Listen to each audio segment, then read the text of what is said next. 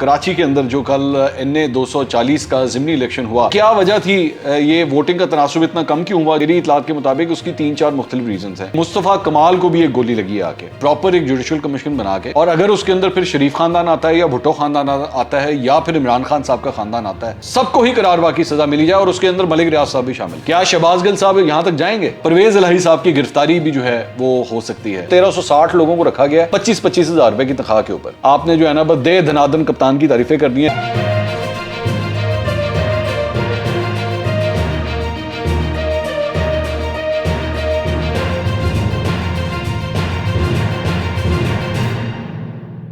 السلام علیکم ناظرین، میں ہوں منصور علی خان، اپنے یوٹیوب چینل کے اوپر آپ کو خوش آمدید کہوں گا۔ سب سے پہلے آپ سے درخواست کے چینل کو سبسکرائب کرنا مت بھولیے گا اور بیل آئیکن ضرور پریس کیجیے گا۔ ناظرین، 6-7 مختلف خبریں ہیں جن کو ڈسکس کرنا میرے خیال میں بہت ضروری ہے۔ پچھلے 24 گھنٹے کے اندر یہ ڈیولپمنٹس ہوئی ہیں، لیکن اس کے اوپر ہم نے تفصیل سے بات نہیں کی۔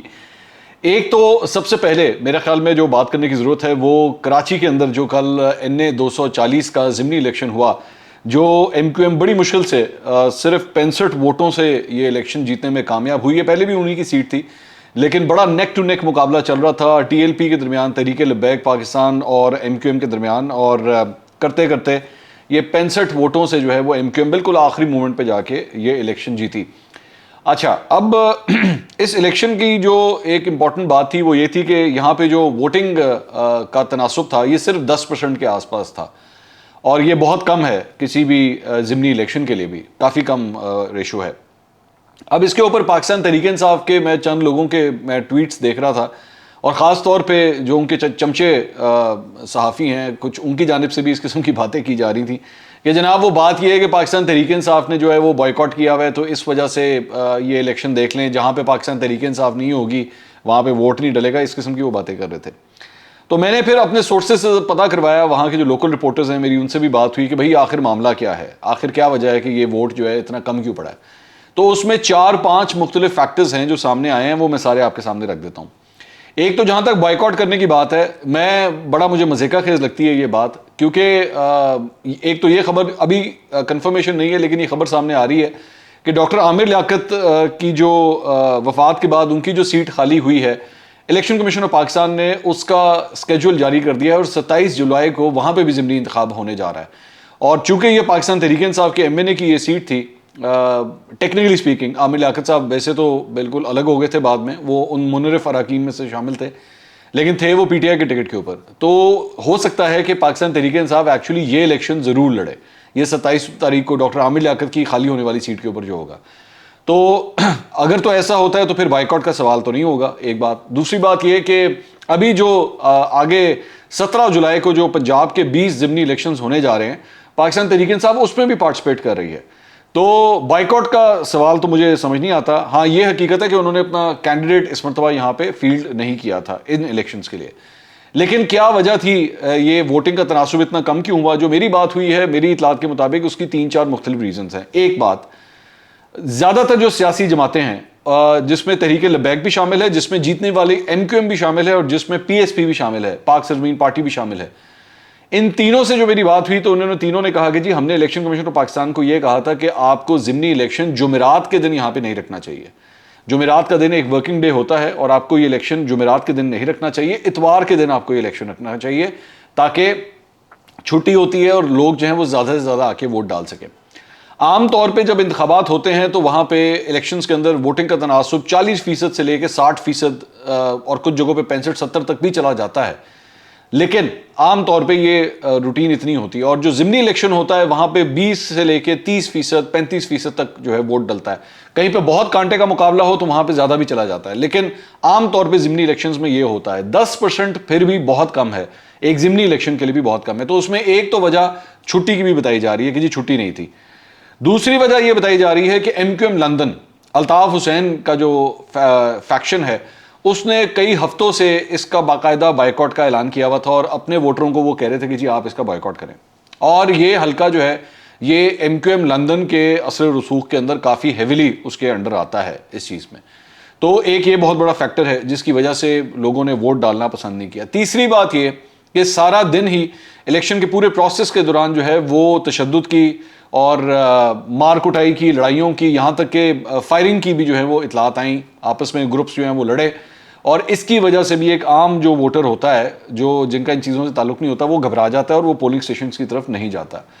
تو یہ ایک ریزن یہ بھی تھی. بلکہ یہ بھی خبر آئی کہ ہم نے بلکہ کل بھی اس پہ ویلاگ کیا تھا کہ رضوی صاحب کی گاڑی کے اوپر جو ہے اس پہ بھی فائرنگ ہوئی. اس کے ساتھ ساتھ یہ خبر بھی آئی ہے، آج جا کے یہ خبر آئی ہے، اور مجھے پی ایس پی کے لوگوں نے اس چیز کو کنفرم کیا ہے کہ مصطفیٰ کمال کو بھی ایک گولی لگی ہے آ کے. اور انہوں نے یہ چند تصویریں بھی جو ہیں وہ ہمیں بھیجی ہیں.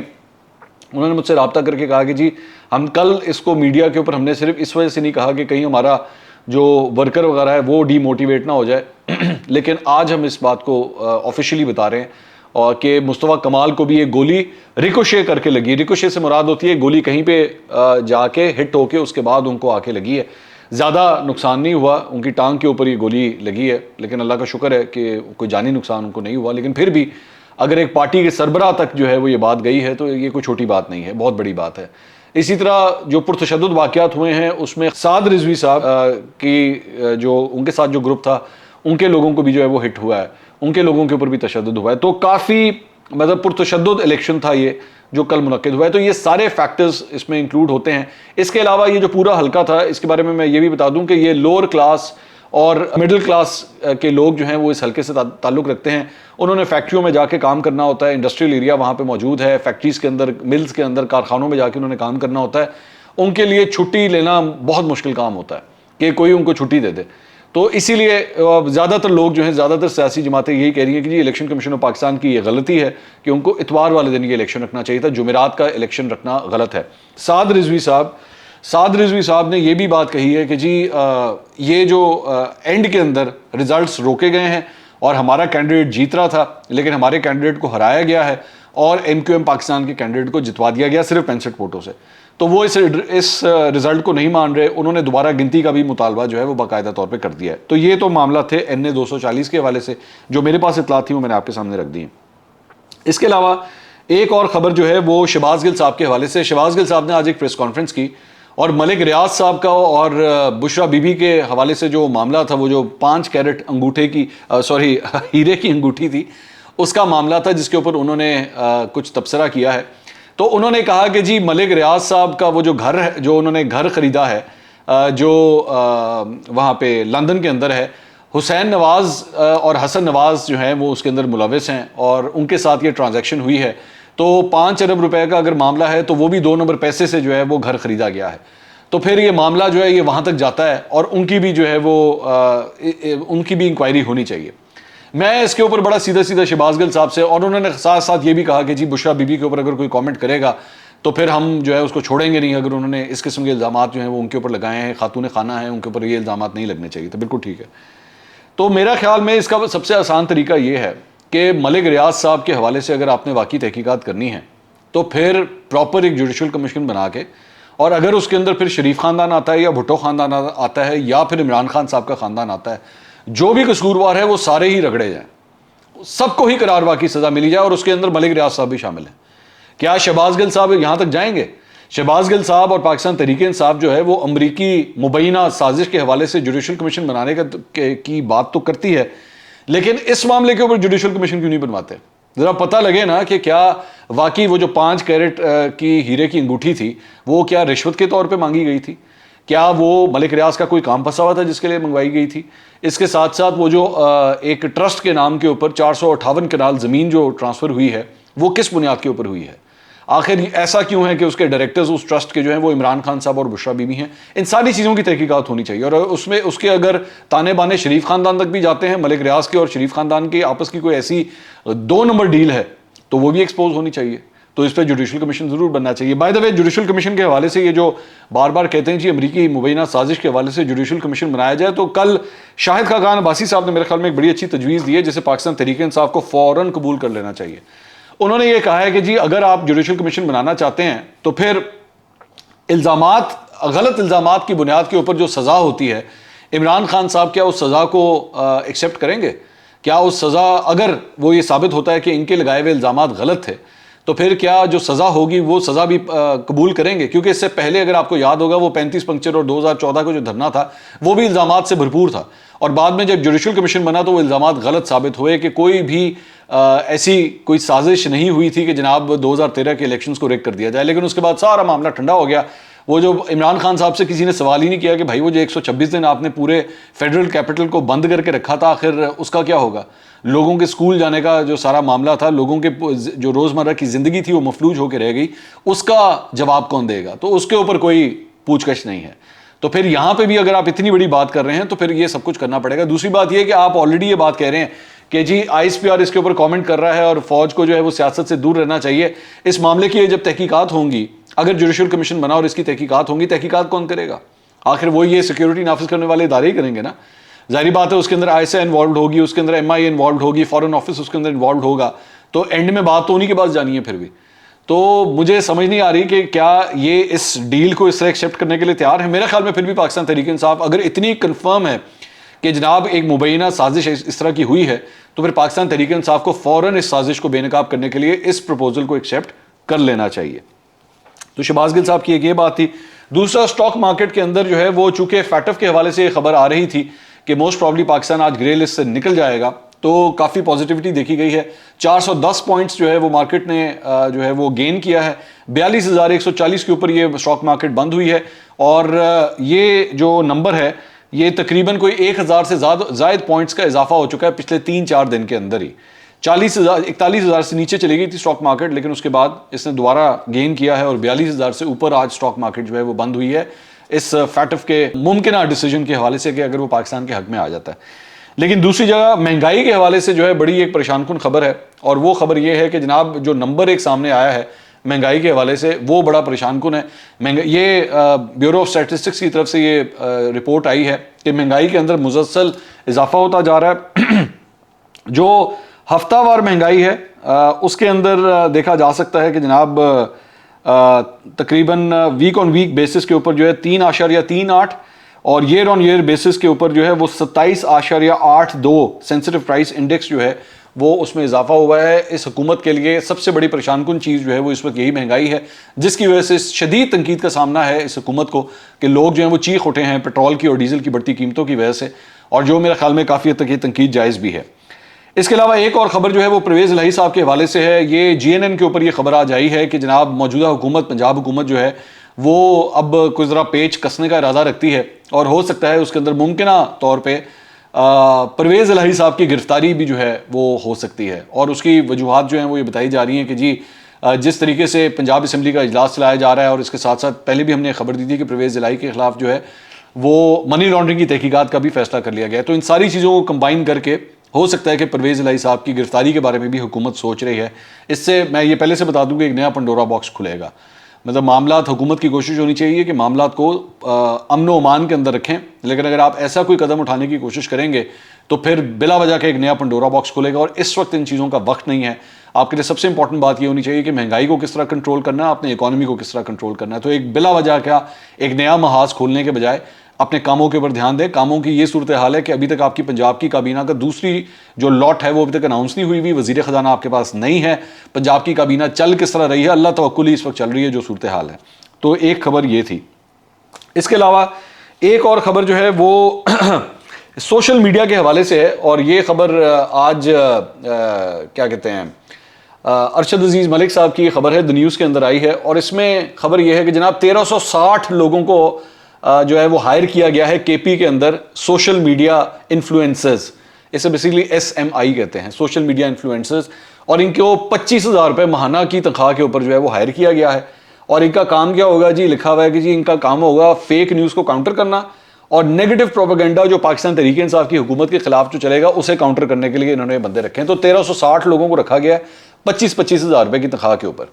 اب یہ جو زیادہ تر یہ کام کوئی نیا نہیں ہے, ویسے یہ پاکستان تحریک انصاف بڑی دیر سے کر رہی ہے. یہ بیسیکلی یہ وہ لونڈے لپاڑے ہیں جن کی میں اکثر بات کرتا رہتا ہوں.